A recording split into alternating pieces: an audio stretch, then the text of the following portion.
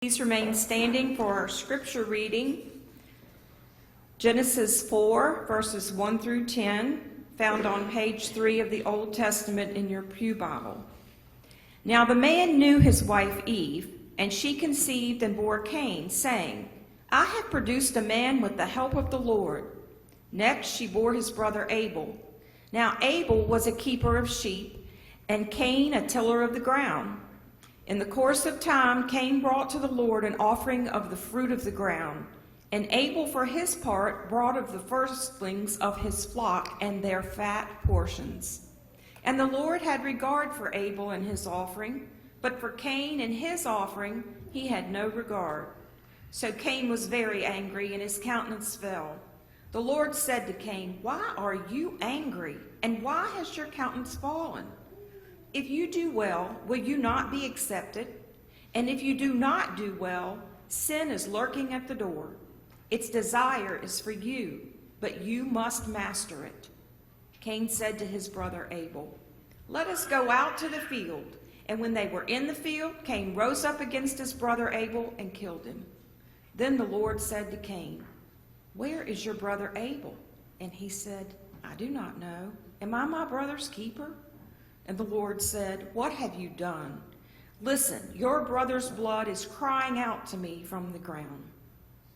Our second reading is from the book of Exodus, chapter 3, verses 9 through 12, and chapter 4, verses 1 through 5. This is on page 50 in your Pew Bible. The cry of the Israelites has now come to me. I have also seen how the Egyptians oppress them. So come, I will send you to Pharaoh to bring my people, the Israelites, out of Egypt. But Moses said to God, Who am I that I should go to Pharaoh and bring the Israelites out of Egypt? He said, I will be with you, and this sign shall be with you. But that is I who sent you. When you have brought the people out of Egypt, you shall worship God on this mountain. Then Moses answered, But suppose they do not believe me or listen to me, but say, The Lord did not appear to you. The Lord said to him, What is that in your hand? He said, A staff. And he said, Throw it to the ground. So he threw the staff on the ground, and it became a snake. And Moses drew back from it. Then the Lord said to Moses, Reach out your hand and seize it by the tail. So he reached out his hand and grasped it, and it became a staff in his hand. So that they may believe that the Lord, the God of their ancestors, the God of Abraham, the God of Isaac, and the God of Jacob, has appeared to you. This is the word of God for the people of God. Thanks be to God.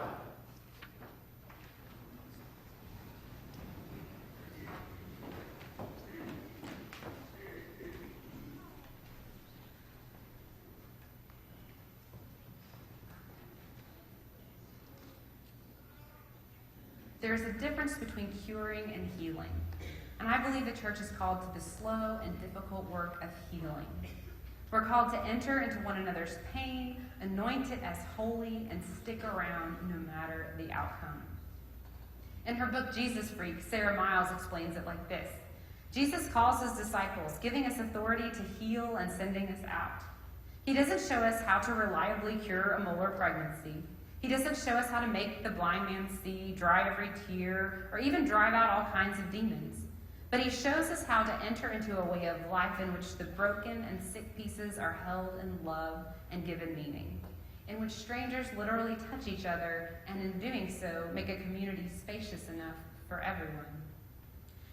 The thing about healing, as opposed to curing, is that it's relational. It takes time. It's inefficient, like a meandering river. Rarely does healing follow a straight or well-lit path. Rarely does it conform to our expectations or resolve in a timely manner. Walking with someone through grief or through the process of reconciliation requires patience, presence, and a willingness to wander, to take the scenic route. But the modern-day church doesn't like to wander or wait. The modern-day church likes results. Convinced the gospel is a product we've got to sell to an increasingly shrinking market, we like our people to function as walking advertisements. Happy, put together, finished, proof that this Jesus stuff works. At best, such a culture generates pews of Stepford Wives-style robots with painted smiles and programmed moves. At its worst, it creates environments where abuse and corruption get covered up to protect reputations and preserve image. The world is watching, Christians like to say, so let's be on our best behavior and quick hide the mess. Let's throw up some before and after shots and roll that flashy footage of our miracle product, blanching out every sign of dirt, hiding every sign of disease. But if the world is watching, we might as well tell them the truth. And the truth is, the church doesn't offer a cure. It doesn't offer a quick fix. The church offers death and resurrection. The church offers the messy, inconvenient, gut-wrenching, never-ending work of healing and reconciliation. The church offers grace. And anything else we try to peddle is snake oil.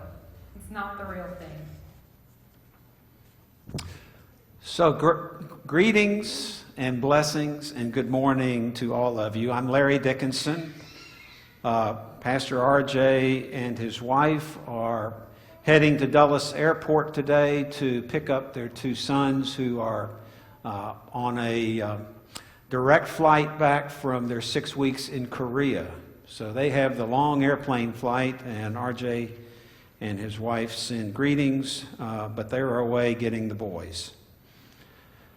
Also, I'd like to greet anyone who is joining us online, as well as those at the Raleigh Court Rehabilitation Center. Blessings to all of you, and thanks for being a part of our worship.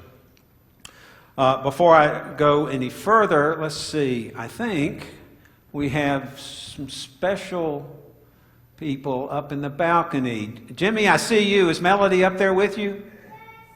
I see Charlie, yeah. I see. So our newest member of our church is Teddy Lyons, and he was born last weekend, maybe? Monday. Yeah, wow, isn't that great? So let's give them a round of applause. Yeah. In First Light this morning, we had two other young mothers to be, so in the next month we'll have two more to celebrate. Isn't that exciting? Also, the video you just saw, the lady in that was a lady named Rachel Evans. Let me just ask, how many of you have heard her name before? Okay, one, two, just a few. The rest of you are like me. I only learned about Rachel a couple of months ago when I read her obituary. She was 37 with a young family and died in a very unusual manner with brain swelling and stuff. She has been a very influential voice in the evangelical church, and I found out from Eric after the first service that she spoke recently to, or not too long ago, to one of our conferences in the Virginia Methodist Church. But her theme that I grasped onto is the difference in curing versus healing, and that her proposition that the church is called to that, as she said, messy, inconvenient work of healing. We'll look at that more as we go on. But let me start then with this thing about questions. That's okay. You can keep it on the Charlie Brown slide. We'll be there quickly enough. Questions. Our daily lives are filled with questions. Some are urgent. Some are important. Some are important and urgent. Where did I leave my phone now? Where are my keys? Where are my glasses? Right, Steph? Yeah.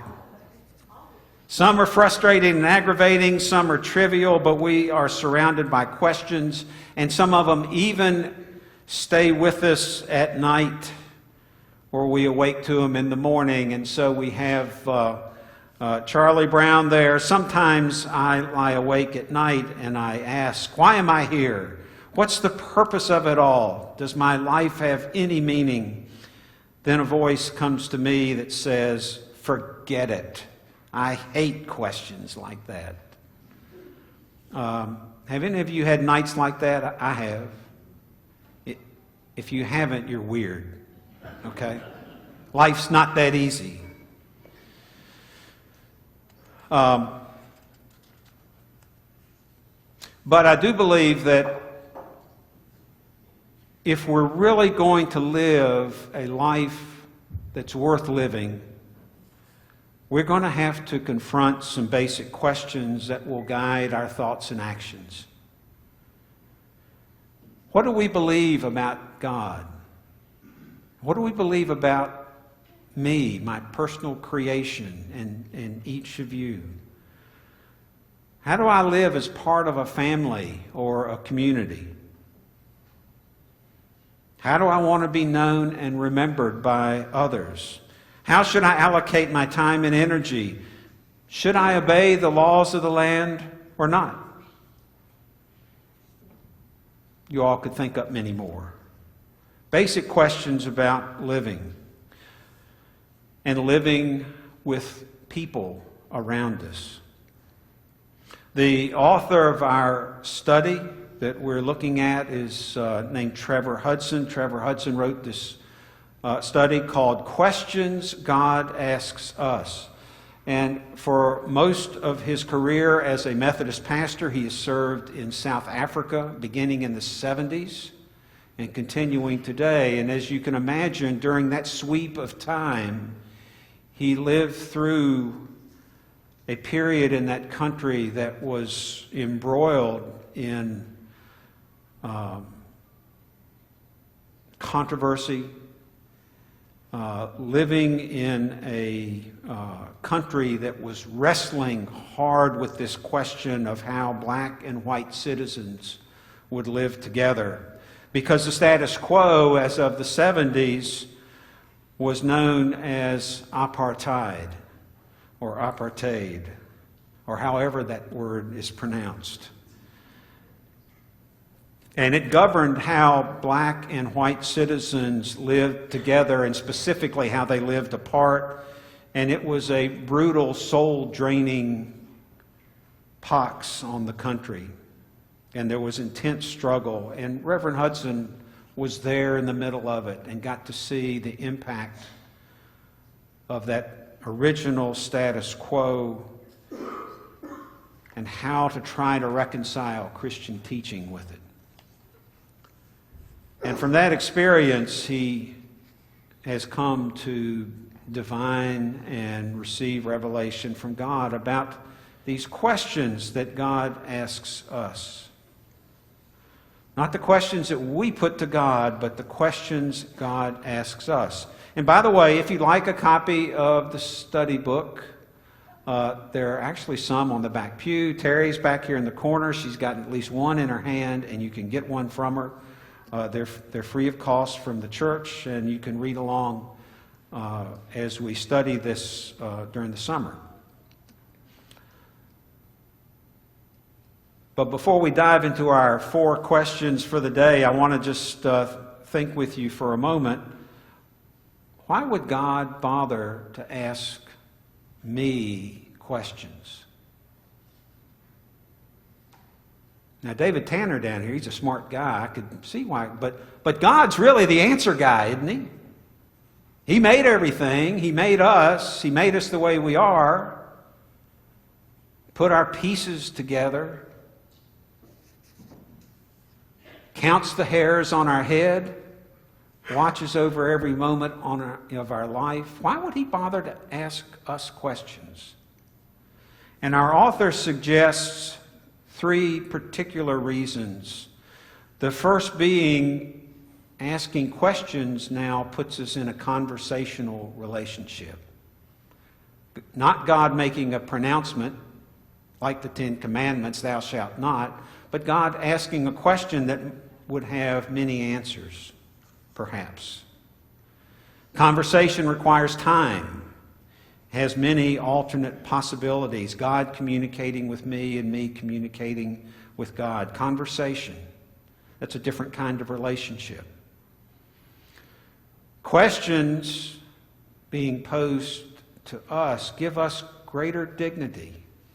After all, Genesis says we are the pinnacle of God's creation.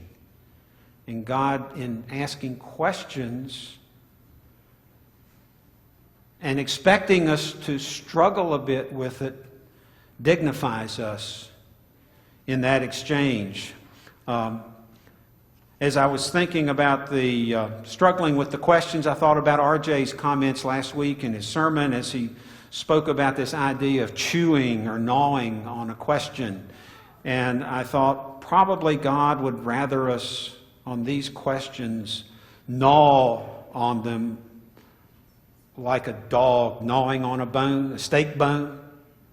They don't mess around. They get with it. They're just determined to get every scrap and piece of good stuff off those old bones, as opposed to the image of a cow sitting in the field, slowly chewing its cud. Nothing much happening. Finally, the questions that God puts to us have great power to transform. Questions we give to each other do as well. Simple answers kind of leave no place to go. But questions have the power to transform our thinking. Then, once our thinking has been transformed, we're faced with that question of, oh, well, if this has been revealed to me now, what do I need to do next? Next is always a future-oriented type of a thing. So questions are oriented to the future and point us in new directions if we'll take them up and do that chewing and gnawing. So let's go from there and look at our scripture again. So we have in Genesis chapter 4 something new. Let your imaginations run, because, well, the setting is, it was all new. There weren't before people. Adam, Eve, enter into the act of creation with God, and 2 new boys are the result. In those days, names were really important, and so we see the first thing that it says, the boys are born and they're given names. I did a little study on the naming. In the ancient Hebrew root words, Cain meant to acquire or possess much. And I think there's 2 meanings here. Eve says there in that first verse, I have produced. Some translations say I have gotten. I've produced a man. And now they're going to give him a name. And the name is the same root word, so that the understanding would be Cain as a person would be someone who has gained or produced much. We might say today, someone of great substance, both in spirit and in living. Contrary to that, the root word for Abel meant empty or vanity. And so the understanding would be Abel would be a person lacking in substance. Sounds like a typical family to me, children that are a lot different. You all may have experienced that in your own families. I also want to point out there at the beginning of verse 2 that word next. The Jewish understanding in the ancient Hebrew language renders this the text in this spot. It is translated differently in our Bibles in different translations, but the ancient Hebrew root words would seem to indicate and imply that Abel being born later, it wasn't much later, it was just a little later, and in fact, he was a twin. Our Bible's a little fuzzy on that detail, and regardless whether they were twins or Abel was born a short time later after another conception, one thing's for certain, they're brothers. The other thing I thought about is no wonder maybe Eve used a word meaning empty if they were twins, because maybe that's the way she was feeling when Abel finally got out of there.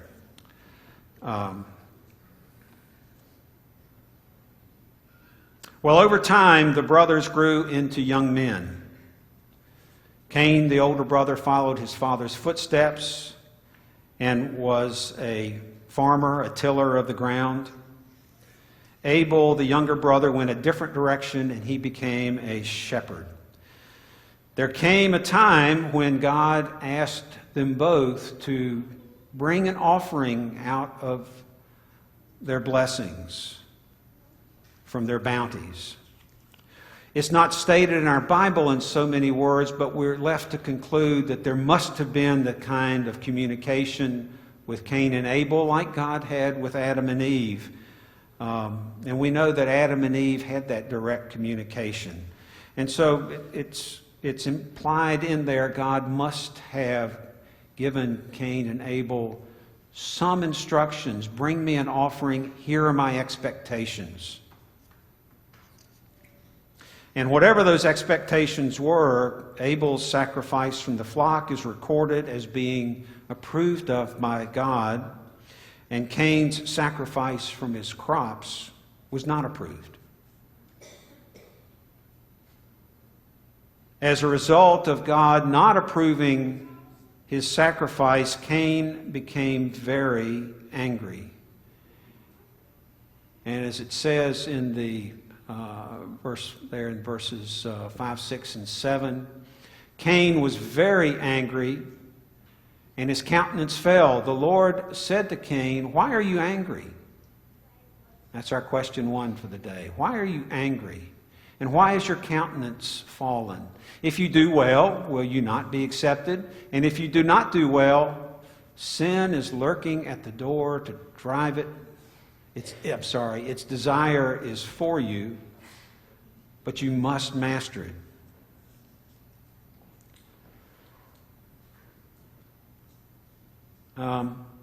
Let's see. Show of hands. Who here has a brother or a sister? Actual family, brother or sister? Okay. Was there ever any anger among your brothers and sisters? Yeah? Okay. On occasion. I know I'm the oldest of 6, and it occasionally happened about once an hour in our family. We don't know if Cain was more angry with God or more angry with his vain brother. Maybe he thought his vain brother was trying to show him up. It's been known to happen among brothers and sisters. But what I want to focus is on God, and God, the way he approaches Cain and his anger. God is not condemning. This is not, I'll say, a fatal sin like Adam and Eve consorting with the serpent and getting thrown out of the Garden of Eden. Cain's made a mistake, but God says, look, just do what I asked and everything will be great. But he does give a caution, sin lurking at the door.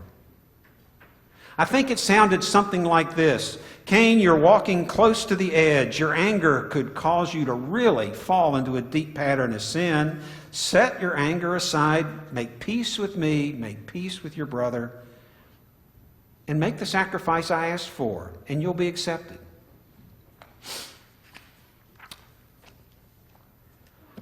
Unfortunately, we know that that's not how the story ends. Can we go to the next slide, please? Oh, I'm sorry, you're there. Thank you. Cain's anger overwhelms him and he murders his brother. But notice again the way that God approaches Cain. He doesn't come in with a thunderbolt or a hammer to his head or accusations, but questions. Tough questions, but questions. Where is your brother? What have you done? And unfortunately, Cain's response gives us a clear picture of a relationship that's been completely and totally broken. Am I my brother's keeper?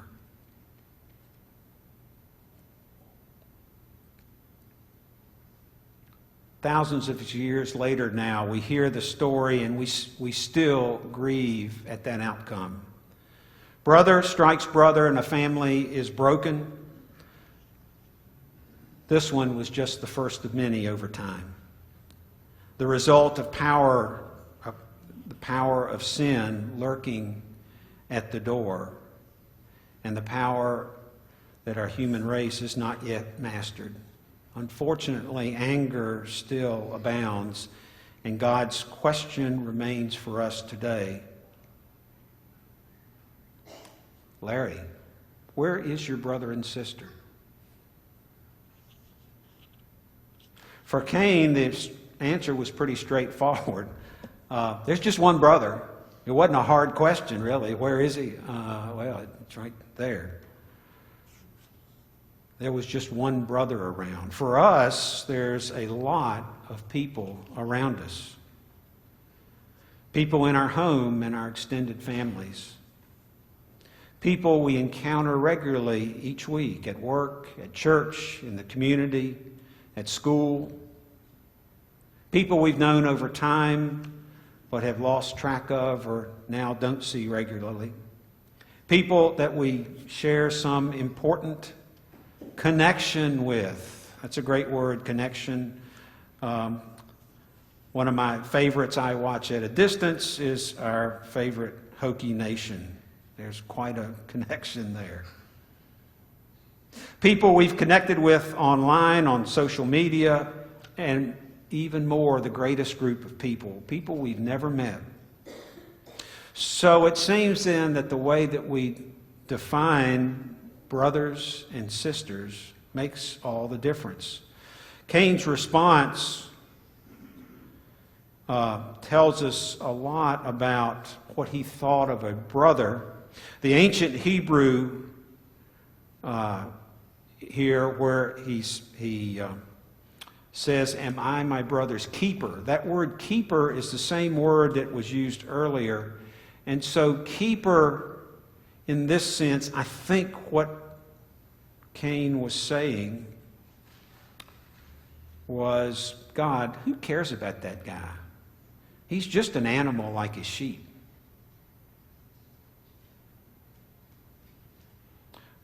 Unfortunately, in our current age, we hear a lot of that kind of dismissal of people. We've become very proficient in defining people in ways that make clear they're not our brother and sister. We use terms like ethnic cleansing, wetback, redskin, rednecks, nerds, gooks, hillbillies, elites, commies, and much, much worse. Our everyday language is full of assorted terms that we use to specifically separate us from those people. Even here in the United States, in recent years, I've begun hearing talk about tribes. Can I just say the United States was never intended to have tribes. There's one tribe, Americans. And anything that anybody says about tribes is anti-Americans. There's only one tribe.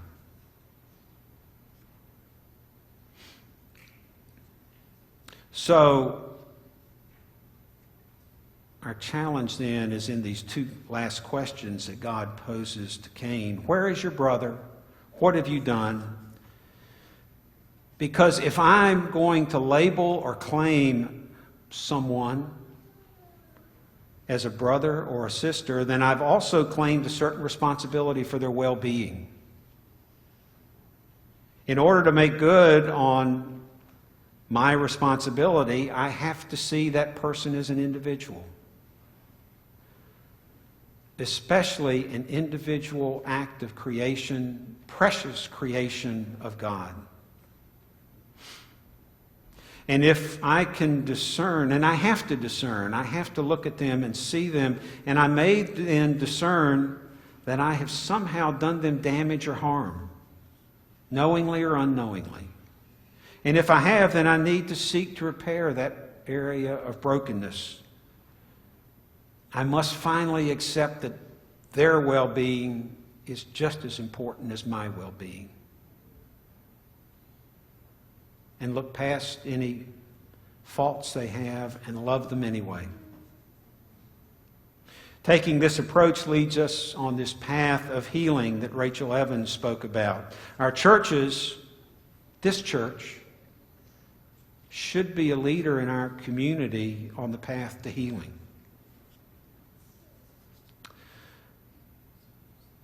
Finally, if I must call someone brother or sister, I have to understand God's going to call me to act, to do something. Just ask Moses.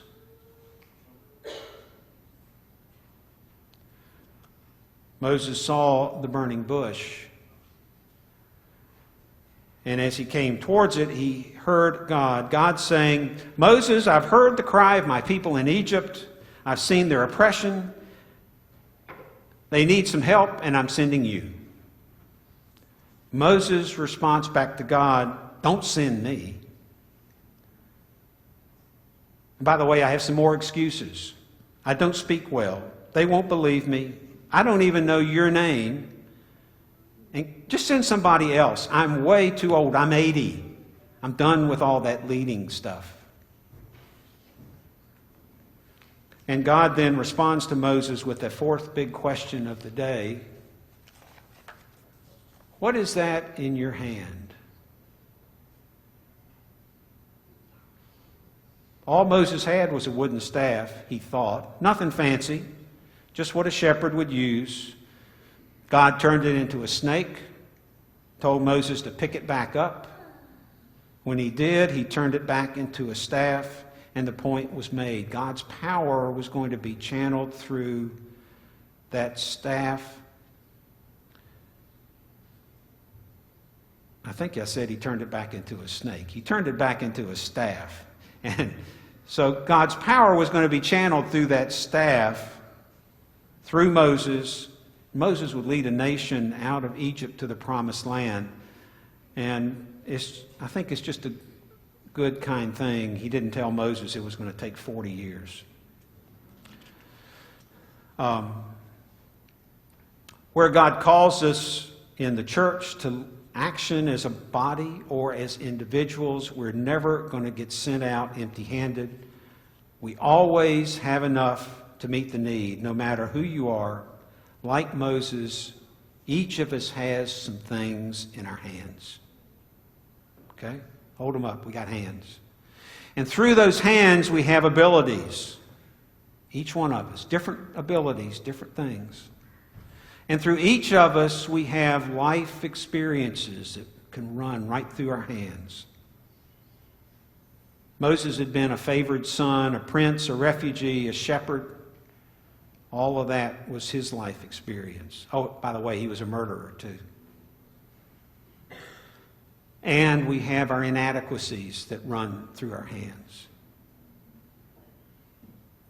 And that's where God steps in. The same questions that God asks of Cain and Moses, Jesus is asking our church today. Let's go to the next slide, please.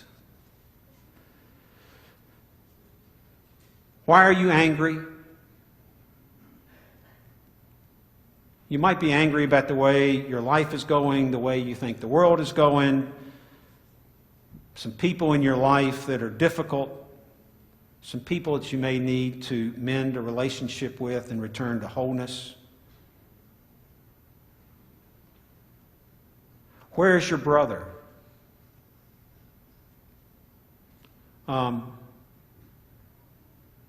Maybe for each of us, our circle of brothers and sisters has gotten a little static, needs to grow a little bit. August 4th is National Friendship Day. I found that online. Okay, that's coming up pretty soon. Our bulletin says, let's do lunch. Sign up online, or I'm sure that Terry would be happy to put you on a list. That's coming up in a week or two. God's calling you to look around, open your eyes, open your ears, find a new brother and sister and reach out to them, because when we do, we inevitably begin to find that there are some tangent points. And as we connect with one another, we may find a brother or sister that needs someone just like us. And when they do, they'll listen. They'll be receptive. And we have a chance to talk about the healing power of the grace of Jesus Christ. Maybe there's room for just a few more brothers and sisters in your circle. What have you done? Maybe you're stuck in some patterns of living that could be impacting others negatively. And don't dismiss this one easily, saying, I'm not hurting anybody. Look deep into your life. What are you doing? How you spend your money, how you don't. What you do each day, what you don't do.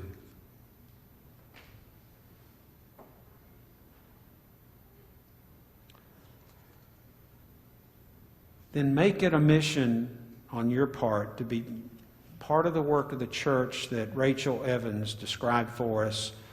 The slow, messy, inconvenient, gut-wrenching, but holy work of healing. The last question, what's in your hand? Okay, let's get these hands up again. Let's look at them. When they're open, we're open to people. They're open to us. When we close them up, oh, that's our anger look. I'm ready to bust somebody. When they're open, we can use them for that marvelous sense of touch to connect. And like Moses, when they're open, God can flow His power right through us. Seeing people in the new light as brothers and sisters begins with a very simple question. You plus me equals we. And seeing people around you as we opens up huge opportunities for us to see creation, God's creation, in a new way. To see that there's really just one race, the human race. God's most precious creation, person by person by person. No tribes, no outcasts, no refugees, no untouchables. Jesus calls to us from the cross to be a part of God's plan for redemption, healing a hurting and broken world. Amen.